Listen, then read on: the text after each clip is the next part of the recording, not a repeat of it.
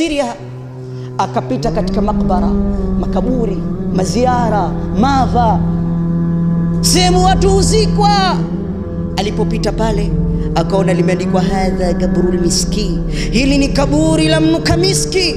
Yule bwana akawa na shauku, akataka kujua man huwa almiski, ni nani huyo mnuka miski. Basi akaenda kwa watu wa mji akaambia, jamani, ambieni nani mnuka miski. Watu wakaambia, subiri, punzika, upate kinywaji kisha tukueleze habari yake. Yule kijana akapewa habari. Baada ya kupunzika na kunywa chai, akaambiwa kana rajulun bai'ul mansuja, kulikuwa kuna kijana muuza vitambaa. Siku moja miongoni mwa masiku, yule kijana alipokuwa anapita miongoni mwa majumba ya mji wake ule wa kule Sham, basi akaitwa nyumba moja nzuri. Baada ya kuitwa na mwanamke mzuri, kisha akamwambia, ingia katika nyumba yangu. Kawaida ya wafanyaji biashara na kukaribishwa ndani mpaka ndani ya nyumba.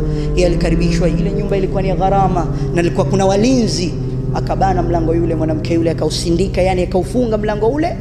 Kisha baadaye yule bwana anamtajia, anamwambia, kitambaa hichi quality yake nauza kiasi fulani, hichi nimenunua nchi fulani nauza kiasi fulani. Anataja zile bei zake ambazo alikuwa amenunulia. Yule mwanamke anamtizama, kisha akamwambia, sikiliza, qad tahayyatu nafsi ilaik, nafsi yangu imekupenda wewe, sitaki vitambaa vyako, bali nataka wewe muuza vitambaa. Inna lillahi. Ingekuwa kijana wa leo angesema, nyewe wenyewe mnajua,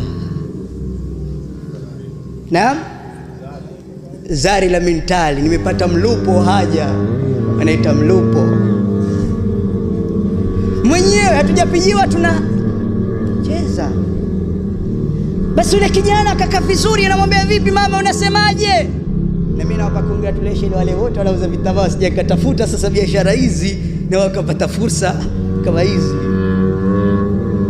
Basi yule mama anamwambia, laqad hayyatu nafsi ilayka ayuha ghulam shabun wasiman, kijana mzuri, handsome boy, unavutia.